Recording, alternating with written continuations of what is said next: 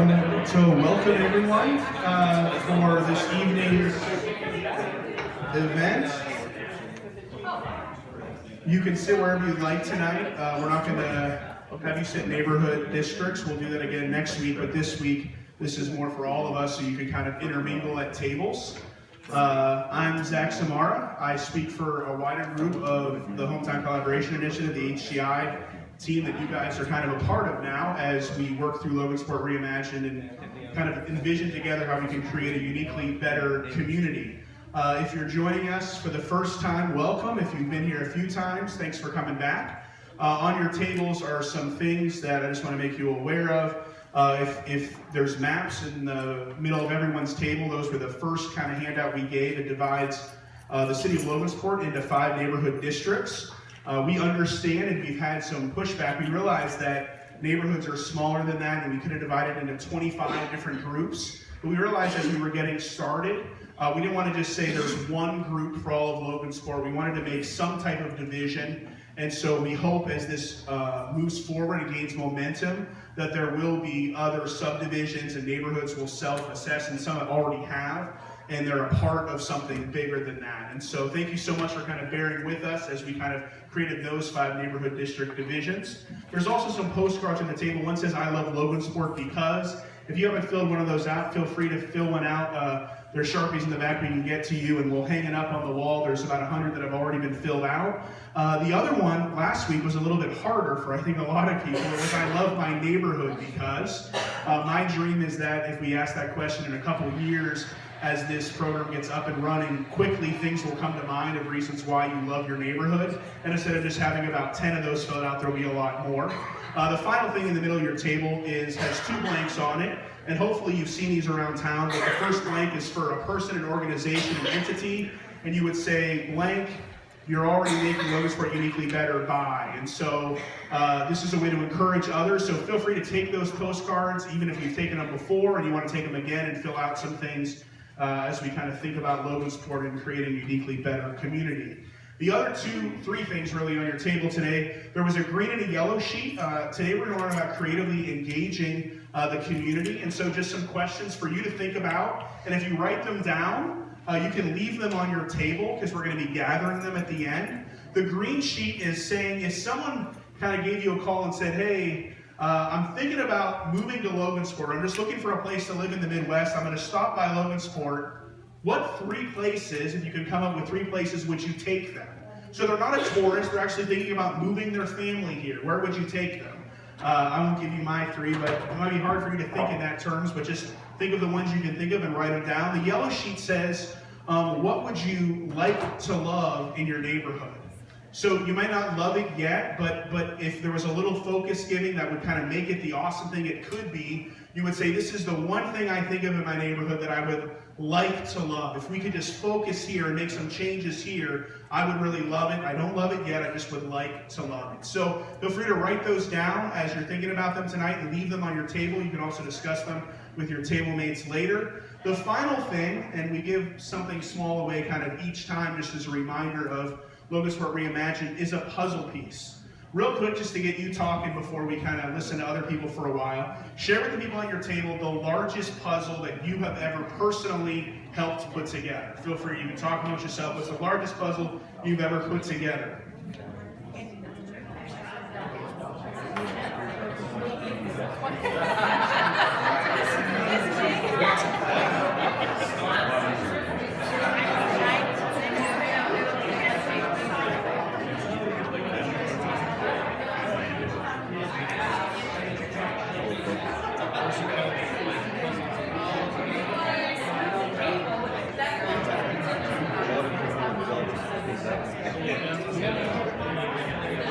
How many of you in the room have put together a puzzle more than 1,000 pieces? More than 1,000 pieces?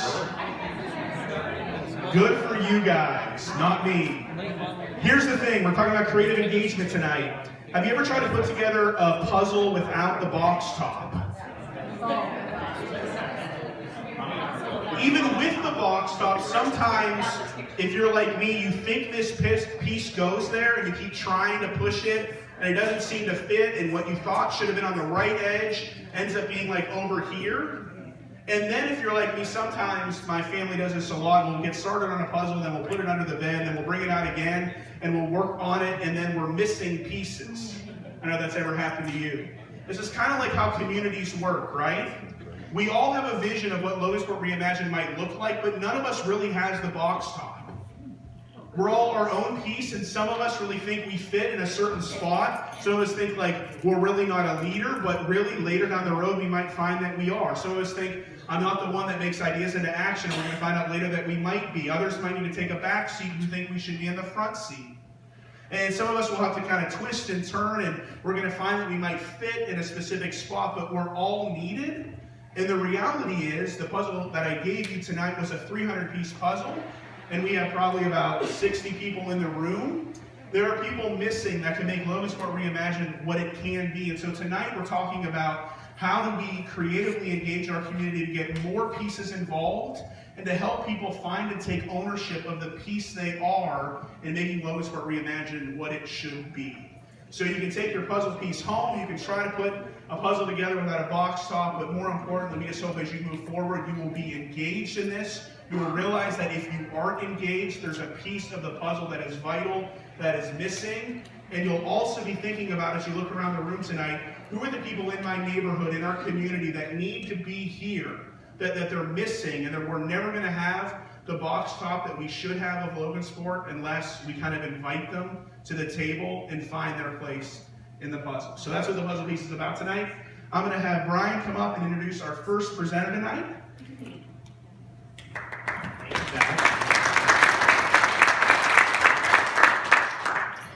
Well, it's great to be back.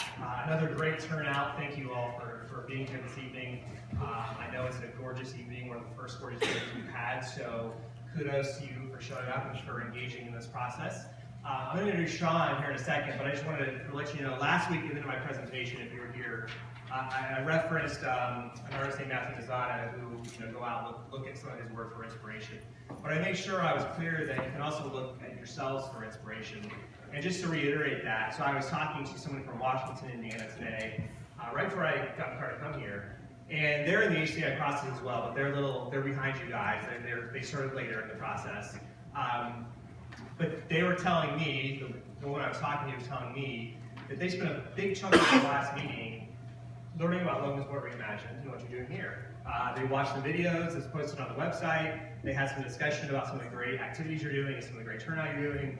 So just kudos to all of you, and know that you're being watched in a good way around the state, so keep up the great work. So we're happy to have a couple of great speakers with us tonight. I'm going to introduce Sean now, and then my colleague Beth will introduce Heather a little bit later. But Sean Starowitz is with us from the city of Bloomington, where he's the Assistant Director for the Arts. And I think that the great thing about Sean is that he's in a position in Bloomington to use creativity to help solve some challenges, to pursue opportunities within the city of Bloomington. But he also has a wealth of experience from some rural Appalachia, from Kentucky, from parts further west. So he has a good depth of knowledge, breadth of knowledge, and how to creatively engage folks. And I'm going to end there and turn it over to Sean Starowitz. Thanks for being here, Sean.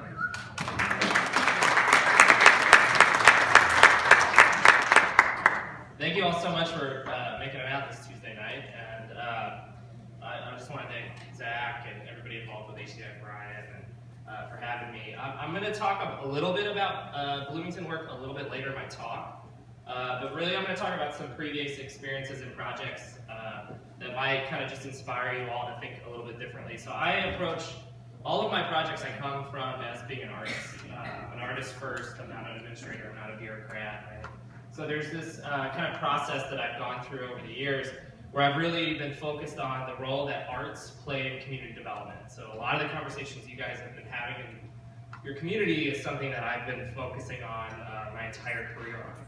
So this is a project called Bread KC that I formed with a collaborative group, Andrew Erdrich and Aaron Old-Shipman, right after when Kansas abolished the Arts Commission at the state level. So it meant that kind of all the arts funding, the NEA match, was kind of going away. And it was a way to think about a creative process in which to get funding to growing organizations, neighborhood groups, individual artists. And so what we would do is we would host these dinners And the documentation's a lot nicer in the later phase. We did this for 5 years, every month for 5 years, and raised over $40,000. So it's a process that took us a while. It's a lot of soup. So what we did is we would charge $10. We always kept it affordable. We'd work with local farmers and food providers. We'd host a meal, and as you ate your meal, you would hear 3 projects that either a neighborhood group or an artist or community members wanted to do in their community. And then we cast a vote. And whoever got the majority of the votes got all the money we collected, right? So it was this kind of democratic process that people could allow their community, their neighborhood, their block, to kind of create inspiration and get funding for a project. So this, for example, is a raised garden bed for an aging community, right? And this is one of the ones that we funded. But it was a way for us to kind of think about that kind of democratic process, and while we all know that democracy slightly sometimes can be oppressive if you're not part of the majority, right? It still was this process of the community coming together and hearing and listening to each other and thinking about 3 different projects that had potential. And what ended up happening is if you didn't get funding, there was people in the room that still wanted to help you with your project, right? So there was, if you were doing a community project and somebody's like, oh, I got 20 chairs in my basement, I want to be able to help you all out. So that kind of democratic process allowed people to kind of see themselves in the work. And then it also was a really fun way to think about food differently. So as an artist, this is deep fried watermelon, which is really delicious with honey and confectionery sugar, right? And so it was a way for us to think about food differently. And also giving out funding, right? So like I said, we raised about $40,000 over a 4 or 5 year period. And we never occupied the same space twice. We always moved around the community so that we could be responsive of the needs in that particular space. We didn't want to play favorites with any kind of community groups or neighborhoods. So it was a way to kind of pop in, inspire community, and then see a project happen. And like I said, the food stuff was really fun, not to go back to this, but I was a bread baker for 5 years as well. So this is probably the first Reuben salad in America, which is really great.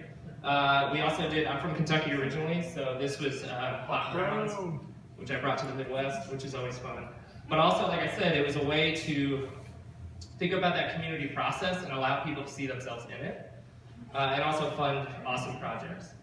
And think about art differently and what that meant. So we printed an essay on a cake and made people eat it. But also one of the things one of the beauties that we talk about, and I know you guys are thinking about community engagement a lot of different ways, we would quantify smiles. So it wasn't really like, it's great that we would average a grant of $2,000. It was great that we would have at least 100 to 200 people in attendance. But really what mattered was that people could see themselves in their communities and also see their process in that. So that led to another project called Lots of Love, which I was working in a neighborhood group called Ivanhoe.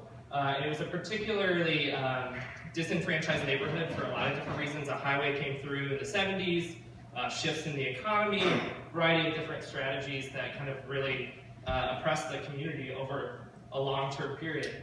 And what that resulted in was a lot of vacant lots and vacant properties in a particular concentrated neighborhood. So in a 10 square mile radius, there was over 500 vacant lots and 1,200 vacant homes. And so what we did was, we came up with this concept called Lots of Love, which was taking these lots that the neighborhood council would own and turning them into a neighborhood process in which the community could come together and think about what those spaces could be. So it wasn't necessarily like a pocket park, but it kind of turned out to be that way. So the first one was called the Meet and Greet Lot, which was it was right behind the neighborhood council building, so it was a way for the community to come together. So through a variety of processes, which I'll talk about here in a little bit, we started to engage on what they wanted in that space. So the slide's a little bit blown out, but there's an orchard with apples and pears that were regional. We partnered with the UMKC extension to train the neighborhood on how to prune and pickle and jam and do all that stuff. There was a fire pit that the neighborhood group, neighborhood Boy Scouts built. There was a walking path that we rehabbed, a series of murals we created with neighborhood kids, and it became this kind of celebration space for the neighborhood in the spring and the summer. We also worked with a local fabricator that lived on the street to design the grills and build the grills for the cookout, which was really great. And we had to unfortunately cut down a mulberry tree that was no longer safe. But through creative imagination and painting with kids, you can turn them into nice little seating areas. So that led to another lot called the Let's Play lot, which was actually totally designed by 12-year-olds, which was really great. So I spent a year hanging out with these kids on this particular block, thinking about what kind of space they would want to occupy on this vacant corner lot. And so what came up was they talked about this idea of authorship and ownership and how people don't really trust them, right? So I was really kind of moved by that and really kind of challenged myself and also others to think about how do we create everyday futures for our teens and our youth, right? Making sure that we're creating an opportunity for people to see themselves in this neighborhood at multiple phases of their life. So what we came up with is, this is a communal tool shed that every teenager on that block has a key to. And so what's in there is football equipment, sports stuff, a few art supplies, tables and chairs. It also doubles as a play space. And then you also have a playground in which they designed, which was a lot of fun.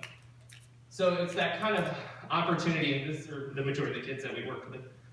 So the idea is to kind of create that process, right? And create opportunities for trust and stewardship. And if a soccer ball goes missing, it's really easy to get a new soccer ball, right? And also it means that somebody's using that soccer ball. So it was a lot of convincing and a lot of different power dynamics, from grandmothers to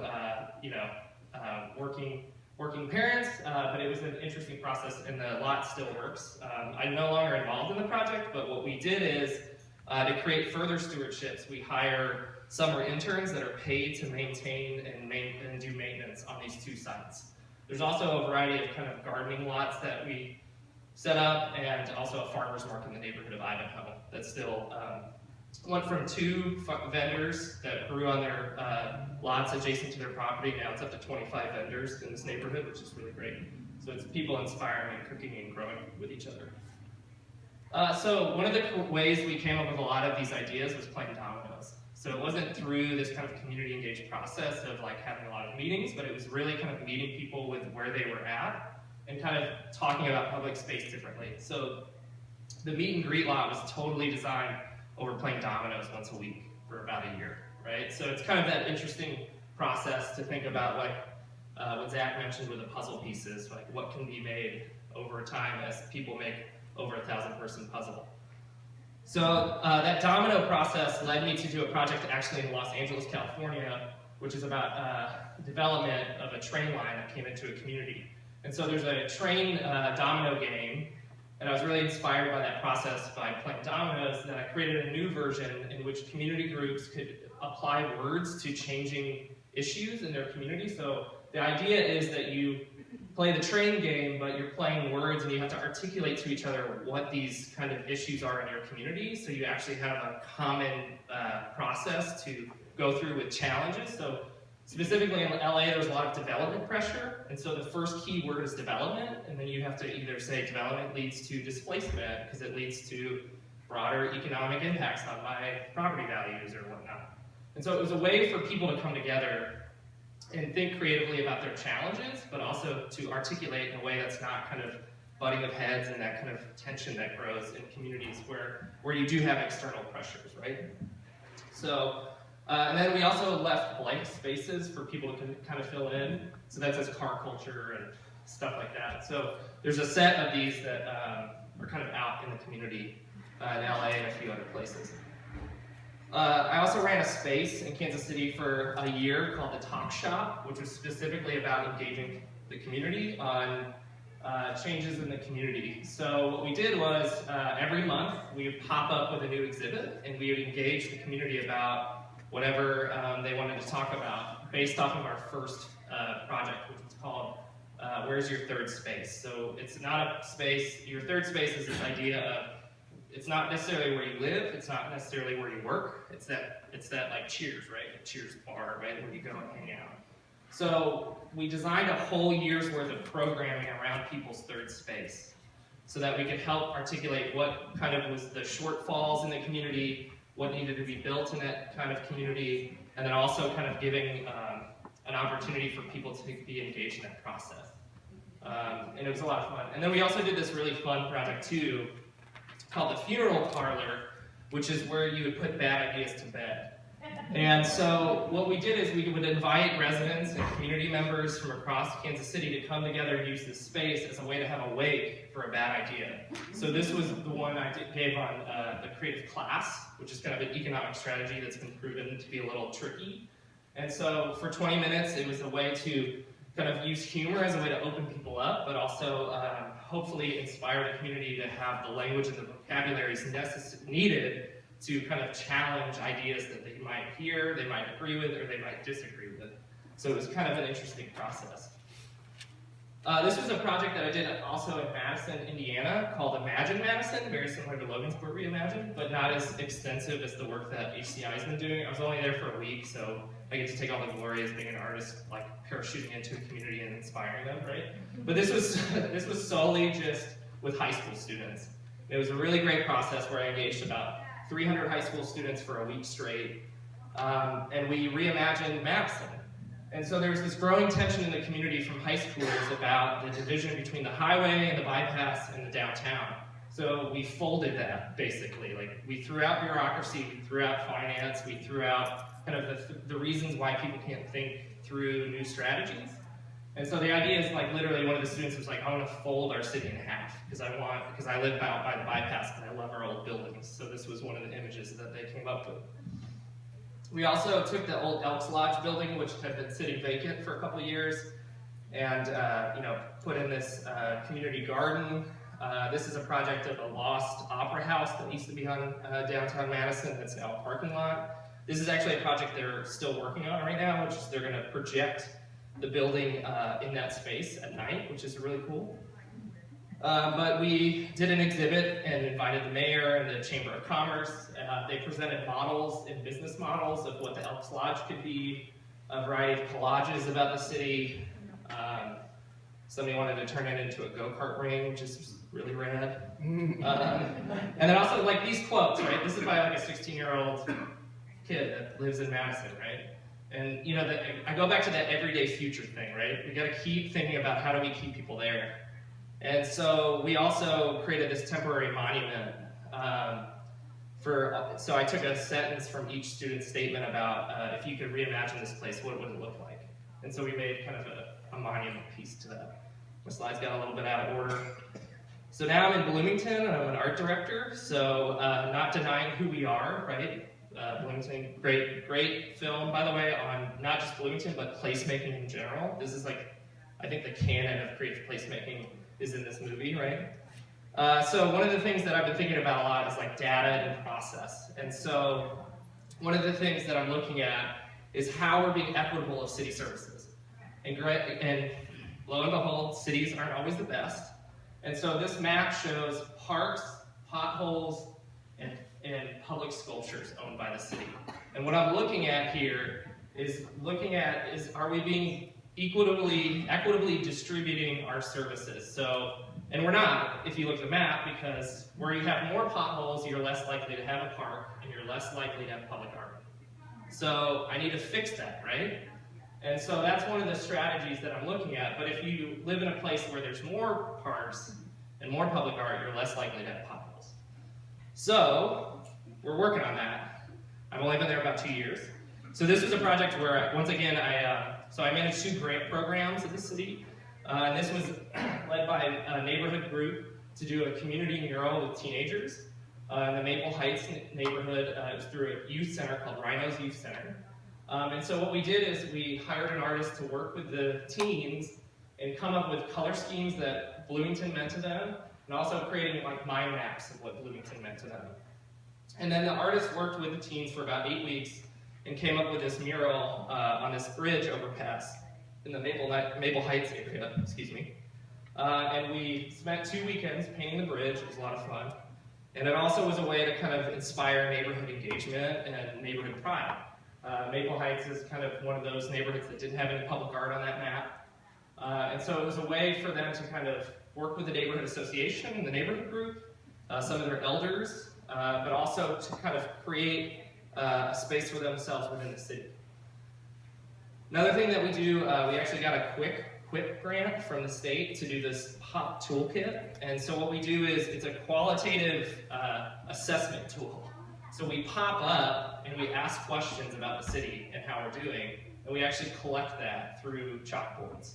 So everybody thinks they're just like filling stuff out, taking portraits, and we provide portraits back to people. But it's actually a way to kind of collect qualitative data about the city and how we're doing.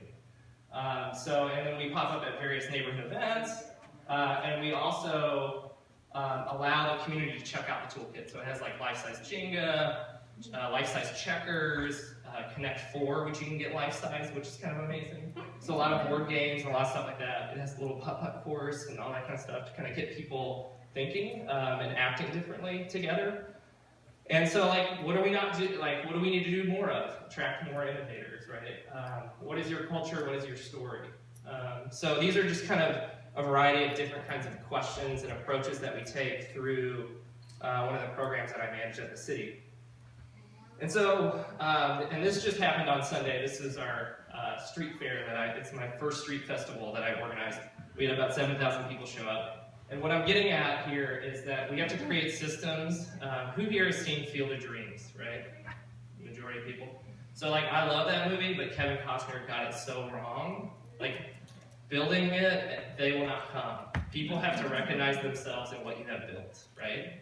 And so this was a street festival which was around our bicentennial, but it was celebrating Bloomington. So it was a way for community groups, whoever wanted to be involved, to have their own little booth and tell their story about Bloomington. And we had 7,000 people show up. So it's one of those things that we just have to always kind of keep in mind, or what I try to keep in mind from the city role and as an arts role is how do we create those platforms for engagement, and what are those creative ways that we can get people to think a little bit differently that open them up, whether it's through humor, whether it's through chalkboards, something as simple as that, whether it's through postcards on a table or puzzle pieces, right? It's a really great process, but it's a really important one because you want to make sure that people have a voice, right? And that's basically it for my talk. And I think we have questions. I'm willing to take questions. I know you probably have some filler questions, but. So I'm wondering, real quick, it seems like a lot of the ideas you had, I don't know if others heard this in the room, took time. And one of the things I think I struggle with is I have an idea and I just want people to agree to it and say, let's just all get on this together. But it seems like what you're saying is part of the process is laying aside maybe your first, second, third idea, gathering together and listening and learning, and slowly, is that kind of how it's worked in these communities? Can you share us a little bit more? Yeah. These things take time and relationships, right? And so I think one of the challenges is we want things like done now, right? Our attention span, thanks to smartphones, have gotten shorter, right? And streaming now with Netflix, like, we're basically at war with people's couches because you can change the channel and choose whatever you want to watch in like negative seconds, right? So, but community processes take a lot of time, right? So Lots of Love was 4 years of my life that I devoted because an architect fumbled the ball and I was there to pick it up and work in that community, which is really great.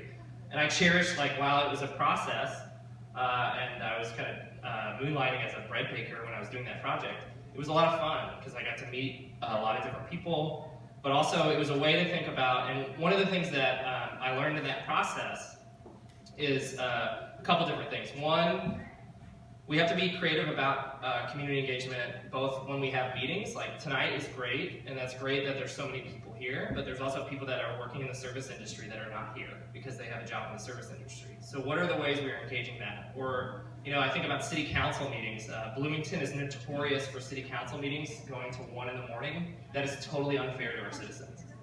Nobody's gonna stay that late to seek public comment at a meeting that goes till 1 in the morning, right? We all have to work, we all have jobs. So I think thinking about different kinds of strategies in which we create that process where people can kind of engage. And it can be really simple things. Postcards. One of the rules we had with Bright KC was always bring in a friend. So as one of the things, I'm a big fan of data, right? So one of the things that we consistently maintained is that 50% of people at Bright KC were new attendees every time, but they were more likely to be of that community, right? So that's a good balance to have of people having a say in their community and participating in that democratic process. The other thing that I heard quite a bit was like that there weren't losers. like even the bread KC, like that even if your idea wasn't chosen, it doesn't mean that it wasn't a good idea and it wouldn't move forward. And so can you talk a little bit about how like everyone can win even if you're not the one chosen? Yeah, and like the money thing is great, right? It's great to like fund somebody, but really it was really interesting to see the community come together and actually stand behind a lot of the ideas that didn't get funded. And that was actually like a really interesting process, is to see projects that were either redesigned because of the opportunity in bread, because what happened was it might have been the first time that this individual or this organization or this neighborhood collective was speaking publicly about their project. And because of that process, they were able to get a neighborhood improvement grant from the city, or they were able to get a list grant, right? So it created this interesting process in which people used it as a learning curve, and the community really kind of bought into that process. It was not like about a critique session where we were going to tear down people's idea and you were like outcasted if you didn't get the votes, and we publicly said, oh, you only got 2 votes, man, you're out for life. Like, we would encourage people to come back, right? And so I think while it's great that we were able to raise the amount of money we did, but it was more about creating a platform for people to engage in that democratic process for themselves.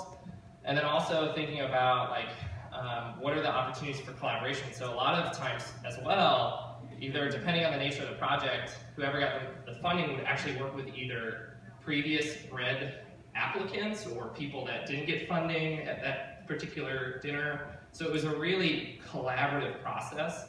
And yeah, I don't think there's really, there's never really any losers in that process, right? Because what is just as important is giving people a voice and a platform to engage in. The challenge though is how do we get from like basic civic infrastructure issues, right? Like making sure streets are paved and all that stuff, or your trash is picked up, but going from complaint to action, right? And I think that's where the creative process really gets important, and that's where it's really needed right now. And you can do little things, right, that engage in that process, that inspire. It's like baby steps. You do like one little thing, and it leads to the other, and it leads to the other. So. One final question before we move on to the next speaker to stay on schedule. If you're like me, I'm looking at some of these slides and thinking, I wish I could get that many people in my neighborhood involved. And so some of you in this room, I mean, we're the whole city, but like some of you might look around and say, there's no one within 5 blocks of where I live. So any practical advice you'd say to get, like, those things you did were in neighborhoods and there was a group that came together? Any practical first steps to help people come together and start engaging? Yeah, so my first Lots of Love meeting, not with the gardening group, but like with the neighborhood folks, was with 2 people, right? Not great engagement standards by any means, but you create Domino's nights. You create opportunities. You think about when there's other types of barbecues happening in the neighborhood. You think about when there's the T-ball league that's meeting. You think about when the Boy Scouts are meeting and the Girl Scouts in the neighborhood. And you think about also bring a friend is a big strategy I do, right? And like, that's great that we have like social media and Instagram and all this stuff. Google Forms is great, but like also at the same time, word of mouth is still the most like consistent way to get people to show up stuff. Like there's been like tons of arts marketing done for this about like how to get new people in your theater. It's like basically word of mouth, like never fails, right? So like encouraging friends to come or encouraging others, right? And keeping them involved in that process. But also too, like you gotta have like actionable items, and you gotta have stuff that like starts to get done, but not too fast, but in a way that engages in a long-term change. And that takes time, and that takes relationships, and it takes a process. And people have to be both bought into that process, but also brought in, right? It's not about being bought in, but brought in as well. Yeah. Sean's going to be around later, and you'll be able to answer any other questions you guys might have, but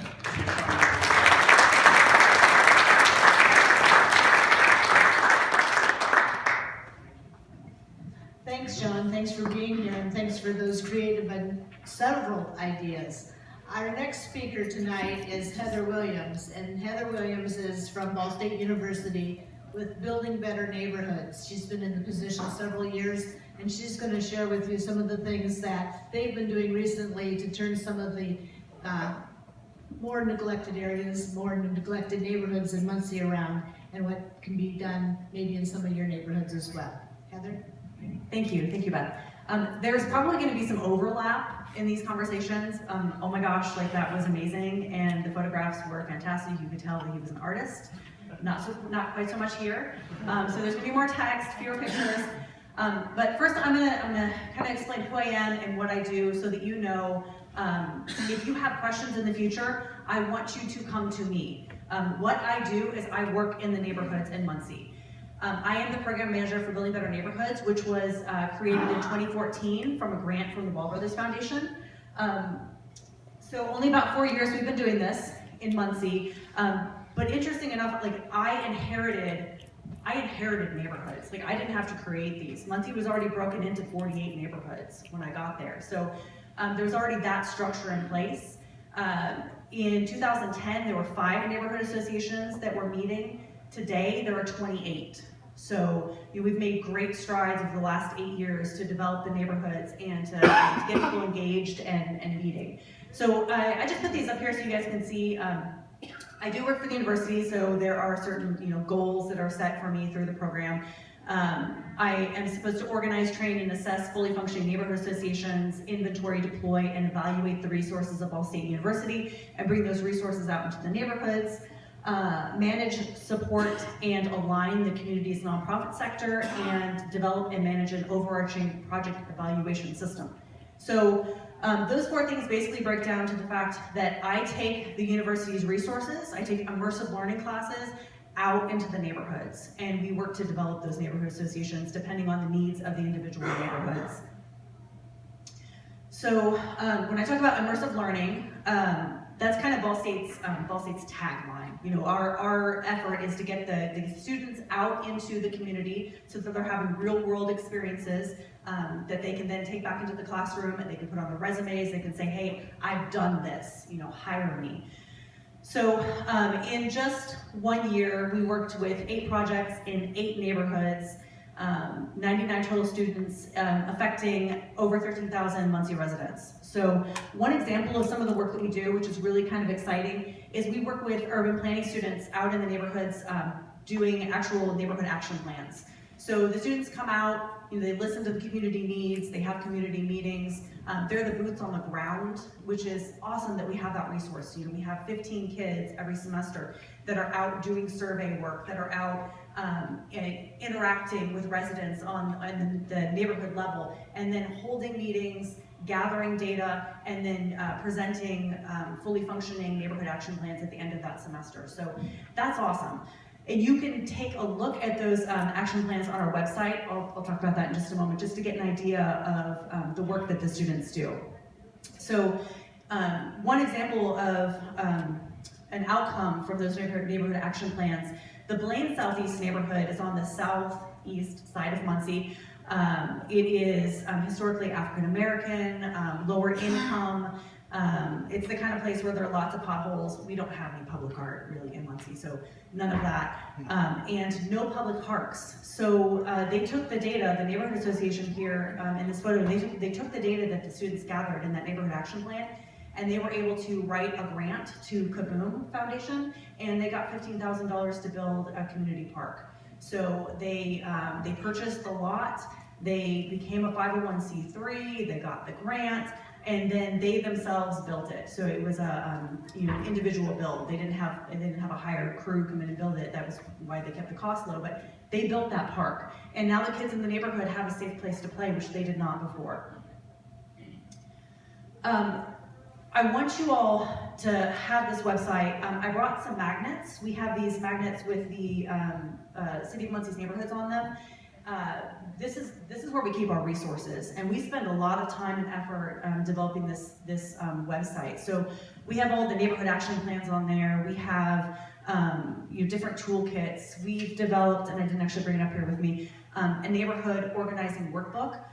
It's still in the final stages of being developed, but it will be online in the next 2 weeks. And it's over 100 pages of how do you start from just a group of individuals who are interested in developing their neighborhood, all the way through to, well, I guess you want to be a 501c3 so you can get grants. how to interact with your government, how to, and this is particular to Muncie, but it's kind of just a template for you guys. So, how do you close streets to have a street festival? Muncie, you have to go to the Board of Works. But, if you're just a volunteer resident, you may not know the process. So we've spelled that all out for our neighborhood associations, just to make things easier for them.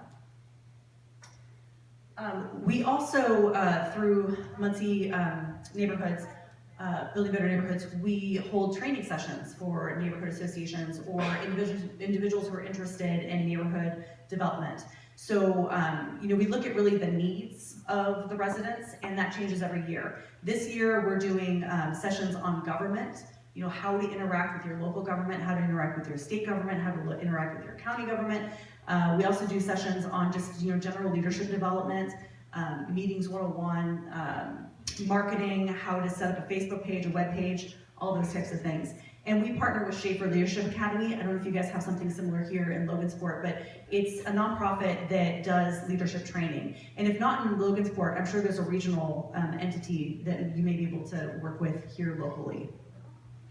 And we also host a conference every year. If anyone's interested in coming, it is free. It's always held the first Saturday of March, 9 to 3 on Ball State's campus. And, it's runs the gambit, how to write grants for neighborhood associations, how to crowdfund, how to run meetings, how to build a pocket park, how to engage residents. So I just want to throw this out there that you all are invited. This is a free conference for Muncie community and neighboring communities who are interested in neighborhood association development. I also want to throw out here, has anybody heard of the Muncie Action Plan? Okay, all right, one person, awesome. Okay, MAP started in 2010. It's a 501c3 nonprofit, separate. It's not government. It's not run by the government, not related to the government. It is a group of individuals who got together and said, we need a plan for our community.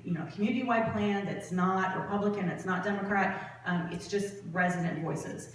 So in 2010, they did the first planning sessions, and over 3,000 residents were involved in those. Awesome. From that process, it developed into 5 different task forces.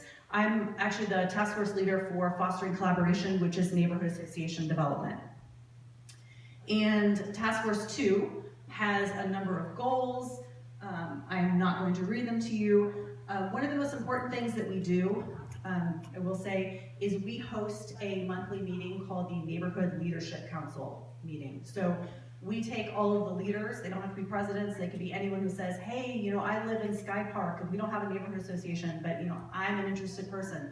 So Tommy from Sky Park comes to these meetings. Anyone who considers himself a neighborhood leader comes, and we learn together, we share best practices. It's a great experience for everyone to get together and just share what's working in Muncie and how we can how we can make the city better. So right now we're going through the MAP 3 process, and we don't have 3,000 people involved. Like, these numbers are not great. We have only had a little over a couple hundred individuals involved in this, and this was an immersive learning project with the students from the urban planning department. So, resident engagement, it's a tough nut to crack. You have to put the work in to see the results, and unfortunately, we didn't do a really great job here. I'm going to run through a couple of challenges, and these may seem like really obvious, and some of them were already touched on, but one of the challenges that you face is, I didn't even know that was going on. Like, I was at a meeting last week, and I was leading a neighborhood association meeting, and right across the river, the entire bridge was closed down. There were 600 people out there, food trucks, the brewery, music. The people across the river, they didn't even know it was happening. We had an issue. That event is called the Bridge Dinner, and it's run by my office, and their promotional materials, they really just went out on social media. Not everybody's on social media, surprise, surprise. So really what you need to do is to let everyone know who you are and what you're doing and reach people where they are. So that means everywhere. You blanket it. You need to put out signs. You need to do flyers, newsletters. If you have a local press, We have an online journal called the Muncie Journal. It's not a print version, but they will print, or they will publish on the web neighborhood stories, which is a fantastic resource for us. MailChimp. Does anybody here use MailChimp? MailChimp is free. It's awesome. You create a listserv, an email listserv, and you can send out really amazing newsletters. It takes very little effort. I can do it. I'm not very tech savvy. And then another online service called SurveyMonkey, which is also free. I believe it's free. I'm not sure. I have used it, but it was through a different nonprofit. But SurveyMonkey allows you to create surveys and then send that out via email. But Facebook has polls. You can use Facebook polls. Nextdoor. Is anyone here on Nextdoor? Okay, Nextdoor is Facebook for neighborhoods. So if you get on there, it's nextdoor.com. They have an app. They have a web page. And the cool thing about Nextdoor is that it's not public how Facebook is public, because you don't want to put on Facebook, there's somebody breaking into our houses, there are these negative things in our neighborhood. You don't really want to share negative stories. Nextdoor, you can do that because it's just your neighbors. And you can say, hey, there's, that we've had some crimes in the neighborhood. I want you guys to be aware of that. And it's not going, public. So check that out. Nextdoor is a great resource for neighborhoods. And then the Muncie Action Plan, we purchased these signs for our neighborhoods, and you see them all across town. When you see one of those signs, you know that there's going to be a neighborhood meeting in that neighborhood. So that's one of the best ways that we have to reach our residents. And then newsletters are fantastic. I know there's a lot of work that goes into creating a newsletter, but neighborhoods can base them off of their own abilities. If you can only do quarterly newsletters, if you can only do newsletters online. We have a neighborhood in town called the White Leaf neighborhood, and they actually won a national award for their newsletters. So they're like up here, like the highest level. But we have neighborhoods that we only do them quarterly. So really, it's a great way to get the message out about what's going on in your neighborhood. Another challenge: everybody's busy. Everyone is. You guys are all busy. I'm busy. Even our kids are busy now. So what you need to do is you need to make participation easy, and you need to make it enjoyable. And really, one of the most basic things you can do is provide food. Everybody has to eat. So why not have your meeting or have your event around food? I went to the American Planning Association conference last week, and Lexington, Kentucky was there talking about their community planning process. And they had 11,000 people involved in this, because they did it around the table. It was that was the basis of the entire event. So you could do it where people were when they ate. So two people could sit down with this toolkit that was provided for them, and they could kind of interview each other and provide that information back. Or you could have big community events like this, whatever worked. But everyone has to eat. Hold meetings and events when it's convenient for residents. If you have a neighborhood, or if you have a lot of people that work a different shift, maybe you can't have the meeting in the evening. Maybe you need to figure out a time on a Saturday or a Sunday after church where you can bring people together. And the space is important. It's very important. I'm the president of my neighborhood association, and we get to meet in that amazing mansion. So I really feel like a lot of people come because they really want to meet in the mansion. They also care about the neighborhood, but it's a great perk. And I can say one example of how that cannot work. My son's parent-teacher organization, they are hosting their ice cream social in a different town, which really doesn't make any sense to me. If you have an ice cream social for a school, wouldn't you have it at the school? No, they're holding it at a different town. Why would you do that? So be cognizant of that. If you have a neighborhood, hold your meetings in your neighborhood. Make it convenient for people. And then always focus on the positive. Asset-based community development is, really the way to go. You want people to build off of positive things, not concentrate on the negative. We've had a lot of associations in Muncie that have folded because everyone gets around the table and they're tired of just hearing the same people complain. That's not going to go anywhere. It's not going to grow. You want people to think about what's working and then build off of that. And then another challenge is just generally feeling disconnected. And just jumping down to the bottom of that, personal invitations are the most effective. If you can put 1,000 posts on Facebook, People will see them and they won't think, well, that's not for me. You're gonna ask people. You're gonna say, I want you to come to this event with me, and that's what's gonna get them there. I mean, we found that time and time again in the neighborhoods. Telephone trees, far more effective than emailing. But it's good to do it all. Good to do it all. And another thing, building connections through shared history, that can do a lot to build connections in the neighborhood and pride. So we have a historical society in Muncie that does neighborhood-based historical stories. So they just did an awesome one about my neighborhood. It was formed in 1898, and this is why it was formed, and everyone went to this one barn that's not there any longer, and they voted to be a town. Now we're part of Muncie. But that story, that builds a connection amongst myself and my neighbors, and you share those photos, you share that story. That can be a really good way to create a connection with your neighbors. I just have a couple minutes left. I wanted to talk really briefly about the 812 Coalition in Muncie. This is a group of 2 different neighborhoods that's come together and horribly disadvantaged area of the city. This is where most of the meth issues are located, so a lot of vacant meth houses, lots and lots of vacant houses. These residents got together and said, we're fed up, we are going to build off the positive. They are working with Habitat for Humanity, who's providing the 501c3 to do the grant funding, and they've gotten over $1 million in funding in just 2 years. So with $1 million, they have done a lot. They've built a pocket park, a community garden, they've boarded houses, they've had cleanups, they've built houses, they've renovated houses, they've done a linear orchard. The list goes on and on. But you can check them out on Facebook or on the Muncie Neighborhoods website. But just an example of taking these positive steps, working together, and really affecting change. And the interesting thing about these neighborhoods, they don't hold meetings. They don't hold traditional meetings. Thomas Park Avondale and South Central, they hold events.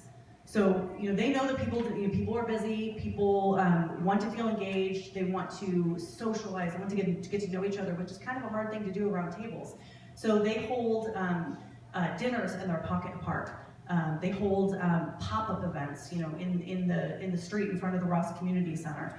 It's those types of things that really get people out of their homes. They have food, they have fun, and they really spend time getting to know each other. And these are just some photos of the folks there in the 812 Coalition area. And this was just me trolling on Facebook for like 5 minutes. Like, everybody's wearing their shirt, everyone. They are proud to be a part of the 812 Coalition, and they're proud to be in this neighborhood. And their shirts say, "I love my neighborhood" on the back, which is awesome. But really, that's all I've got. I do have these magnets for you guys, and I'm just going to leave this with Brian for whomever might be interested. This is a really fantastic book about projects, just like pop-up projects in your neighborhoods that can really get people involved. So I'm going to leave all that here for you all. But again, I want to be a resource for you. Do check out the website. If you have any questions about neighborhood association development, I'm happy to answer them. I'm happy to help.